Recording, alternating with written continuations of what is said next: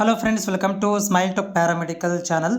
Friends, GNM nursing board ವತಿಯಿಂದ ಯಾರೆಲ್ಲ ಅಭ್ಯರ್ಥಿಗಳು ಅಪ್ಲಿಕೇಶನ್ಗಳನ್ನು ಹಾಕಿದ್ದೀರಿ ಅಂಥ ಒಂದು ಅಭ್ಯರ್ಥಿಗಳಿಗೆ ಮುಂದೆ ಬರುವಂಥ ಕೌನ್ಸಿಲಿಂಗ್ ಪ್ರಕ್ರಿಯೆಗಳ ಬಗ್ಗೆ ಮಾಹಿತಿಯನ್ನು ನಾನು ಒದಗಿಸ್ತಿರ್ತೇನೆ. ಜೊತೆಗೆ ನಿಮ್ಮಲ್ಲಿ ಏನಾದರೂ ಚಿಕ್ಕ ಪುಟ್ಟ ಸಂಶಯಗಳು, ಡೌಟ್ಗಳಿದ್ದಲ್ಲಿ ನೀವುಗಳಿಗೆ ನಾನು ಕಾಮೆಂಟ್ಸ್ಗಳಿಗೆ ರಿಪ್ಲೈ ಕೂಡ ನಾನು ಮಾಡ್ತೇನೆ. ನಿಮ್ಮಲ್ಲಿ ಡೌಟ್ ಇದ್ದರೆ ಚಾನಲ್ ಸಬ್ಸ್ಕ್ರೈಬ್ ಮಾಡಿಕೊಂಡು ನೀವು ಕಾಮೆಂಟ್ಸನ್ನು ಶೇರ್ ಮಾಡಬಹುದು. ನೋಡಿ, ಈಗ ಕೌನ್ಸಿಲಿಂಗ್ ಪ್ರಕ್ರಿಯೆ ಮತ್ತು ಡಾಕ್ಯುಮೆಂಟ್ ವೆರಿಫಿಕೇಷನ್ ಸ್ಟಾರ್ಟ್ ಆಗೋದು ಮುಂದಿನ ವಾರದಿಂದ ಡಾಕ್ಯುಮೆಂಟ್ ವೆರಿಫಿಕೇಷನ್ ಆರಂಭವಾಗ್ತಾ ಇದೆ ಅಂತ ಮಾಹಿತಿ ತಿಳಿದು ಬಂದಿದೆ. ಡಾಕ್ಯುಮೆಂಟ್ ವೆರಿಫಿಕೇಷನ್ ಹೆಂಗೆ ಆರಂಭ ಮಾಡ್ತಾರಪ್ಪ ಅಂತಂದರೆ, ನಿಮಗೆ ಆನ್ಲೈನ್ ಮುಖಾಂತರ ಅವರು ನೀವೇನು ಅಪ್ಲೋಡ್ ಮಾಡಿರ್ತೀರಲ್ಲ ಆ ಒಂದು ಮಾಹಿತಿಗಳನ್ನು ಅವರು ತೆಗೆದು ನೋಡ್ತಾರೆ. ನೀವು ಅಪ್ಲಿಕೇಶನ್ ಹಾಕಿ ಸಬ್ಮಿಟ್ ಮಾಡಿರಿ. ಈಗ ಆಧಾರ್ ಕಾರ್ಡು, ನಿಮ್ಮ cost certificate, income, study certificate, marks ಕಾರ್ಡ್ಗಳನ್ನು ಅಪ್ಲೋಡ್ ಮಾಡಿರಿ.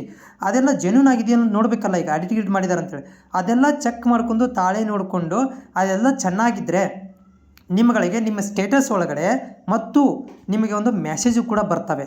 ಯುವರ್ ಅಪ್ಲಿಕೇಶನ್ ಆಕ್ಸೆಪ್ಟೆಡ್, ನಿಮ್ಮ ಅಪ್ಲಿಕೇಶನ್ ಓಕೆ ಆಗಿದೆ, ನಾವು ಮುಂದಿನ ದಿನಗಳಲ್ಲಿ ಕೌನ್ಸ್ಲಿಂಗಿಗೆ ನಿಮಗೆ ಕರಿತೀವಿ ಅಂತ ಈ ರೀತಿ ಮೆಸೇಜ್ ಬರುತ್ತೆ ನಿಮಗೆ.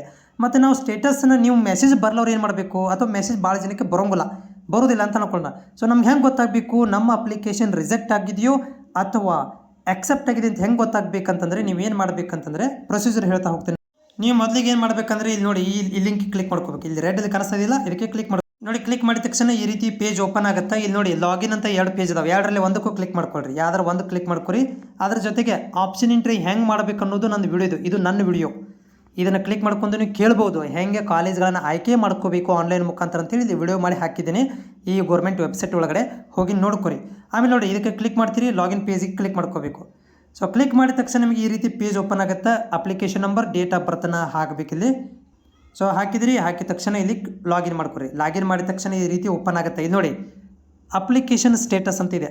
ಇಲ್ಲಿ ನಿಮ್ಗೆ ಏನು ಕಾಣಿಸ್ತದೆ, ಇವಾಗ ಸದ್ಯಕ್ಕೆ ಬ್ಲೂ ಕಲರ್ ಒಳಗಡೆ ಸಬ್ಮಿಟೆಡ್ ಅಂತ ಕಾಣಿಸ್ತಾ ಇದೆ. ಇಲ್ಲಿ ಏನಾಗುತ್ತೆ ಅಂದರೆ, ಬ್ಲೂ ಕಲರ್ ಒಳಗಡೆ ಇದ್ದುವಂಥ ಸಬ್ಮಿಟೆಡ್ ಅಂತ ಇರುವಂಥದ್ದು ಇಲ್ಲಿ ಗ್ರೀನ್ ಕಲರ್ ಒಳಗಡೆ ಅಪ್ರೂವ್ಡ್ ಅಂತ ಬರುತ್ತೆ. ಗ್ರೀನ್ ಕಲರ್ ಒಳಗಡೆ ಅಪ್ರೂವ್ಡ್ ಅಂತ ಬರುತ್ತೆ. ಅಪ್ರೂವ್ಡ್ ಅಂತ ತೋರಿಸಿದರೆ ನಿಮ್ಮ ಅಪ್ಲಿಕೇಶನ್ ಎಲ್ಲ ಕರೆಕ್ಟ್ ಇದೆ.